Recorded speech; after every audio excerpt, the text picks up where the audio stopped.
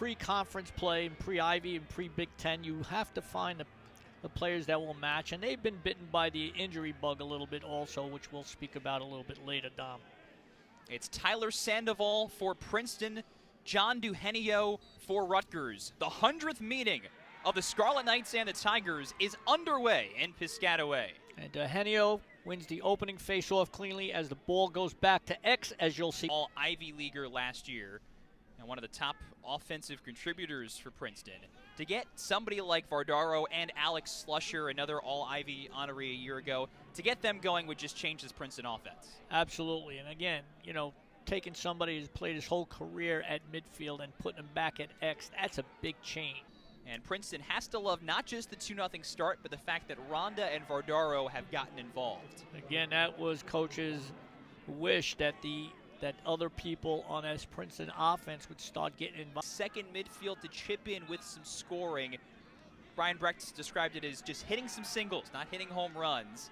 That's a pretty strong single from James Ringer. Absolutely. You know going forward, Dom, that they have to get some offensive production out of a second midfield, especially when... It was funny, we caught up with Matt Madelon this week, Princeton's head coach. He said, this is early in Mackesie's sophomore year. He's still learning game to game how to play out there at this high level. Against Rutgers, he had 6 points. Absolutely. And Rutgers having some problems on the face-off. That's the third face-off win for Princeton so far. It's even, 3 each. Mackesie with the ball again, pops it up top. Rutgers rope. And hyper accurate, one of the best shooters in the country. He's got his 13th goal of the season, but now Princeton wins the draw quick to the doorstep. Oh, they missed it.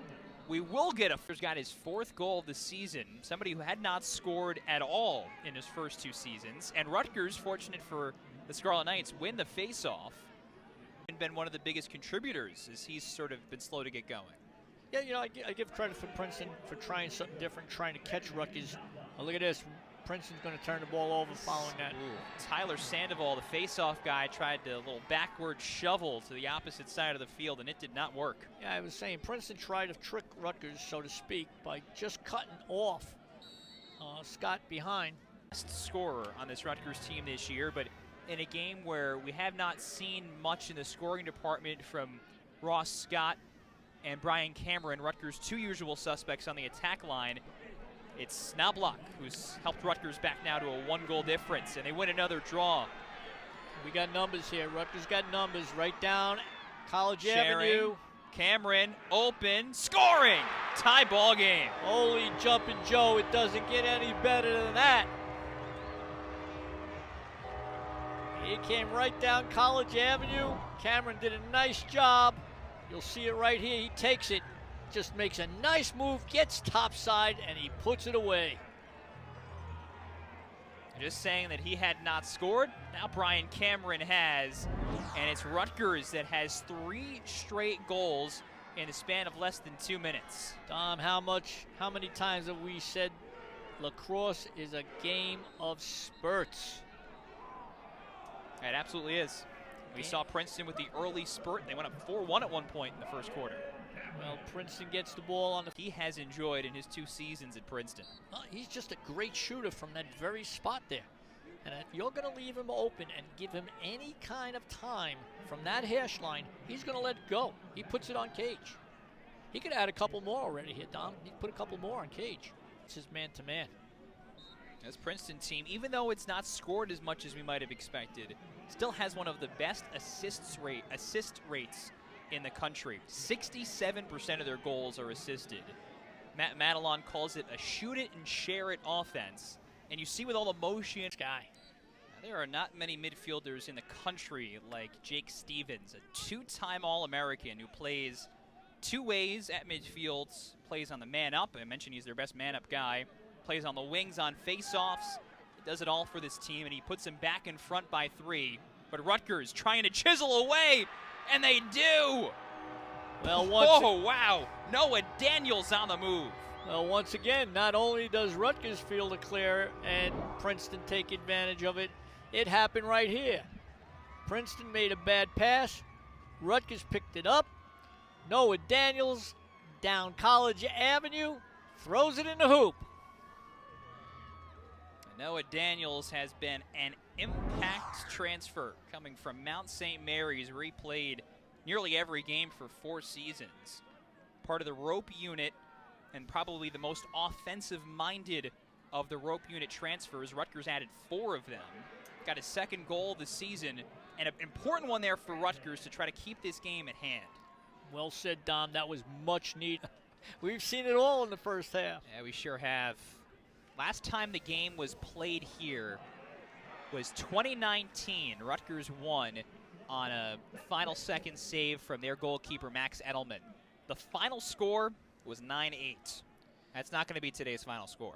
No. Return to the lineup has been from day one. He's been a starter, but just sort of gradual on the field, and you can see him finding that offensive finishing form that allowed him to score 21 points a couple seasons ago.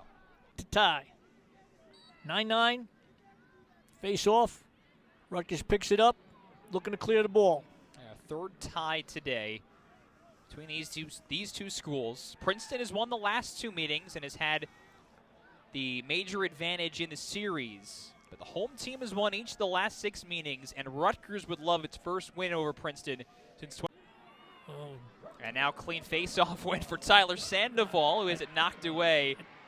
Princeton had a chance there with Sandoval, but Ethan Rawl emerges with a ground ball for Rutgers. We're playing hard and furious here from end to end, both Princeton and Rutgers.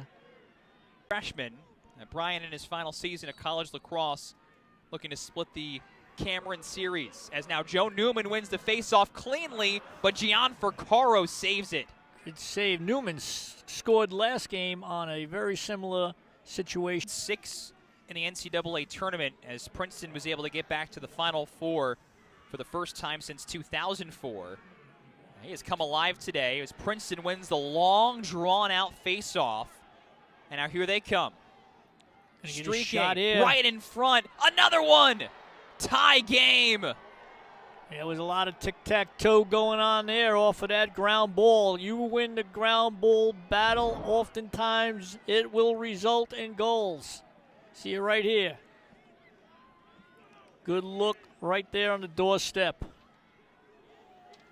And pats on the helmet for Alex Slusher, who's got his first goal of the game. And the Princeton bench loves it. Slusher's another one. 45 goals last year. One of the 10 best seasons for an attackman in Princeton's more than century history.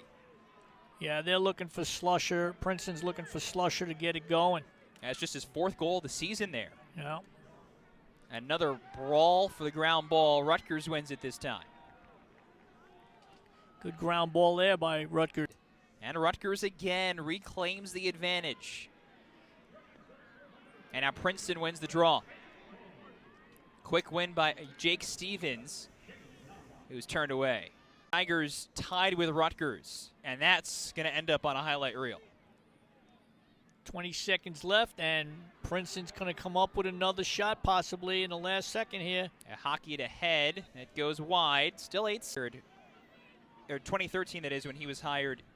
He had an early chat with Brian Brecht, one of their first conversations, just to sit down and say, let's make sure that this game every year is on the weekend. And Ethan Rawl, cutting to the cage, shoots it wide. I say that's 18 points in his last 3 games if you include today. Joe Neuman wins the face-off, throws it back. Rutgers attempts to clear. And Neuman has had a nice day. He's taken most of the face-offs, in fact. We've got to mention that. And he's now better than 50%, 9 for 17. John DeHenio today has been 3 for 9. Getting involved in the facilitating game this year, but he brings this level, and now a procedure call on Sandoval gives Rutgers the ball. You only scored 2 goals in a season, but that might be the most important goal of his 2020 this rivalry. Absolutely. Each team gets 1 timeout. Usually they'll call it. Whoever wins the face-off, that team will call timeout and set up their offense. Big, big face-off for both teams. You see the difference today. It's nearly even, and it's the guys who have been the quote-unquote backups who will take the draw. Joe Neuman for Rutgers, who's been hot today. Kobe Ginder for Princeton. And here we go. Neuman scoops it up pretty cleanly, too. And Rutgers will go on offense with a chance to win. They call a timeout right here. Simple as that. Well, it's simple as that to call the timeout. It's another thing to come up with the answer with it for it. How about Joe Neuman? 11 face-off wins and 19 tries today. He's been big, the Yale transfer. That's a big face-off for Rutgers. Now they got to capitalize on it. Again, point counterpoint. Who picks up the ball? Who do you transfer the ball to? Who do you look to make this game a W? Now think back to Rutgers' last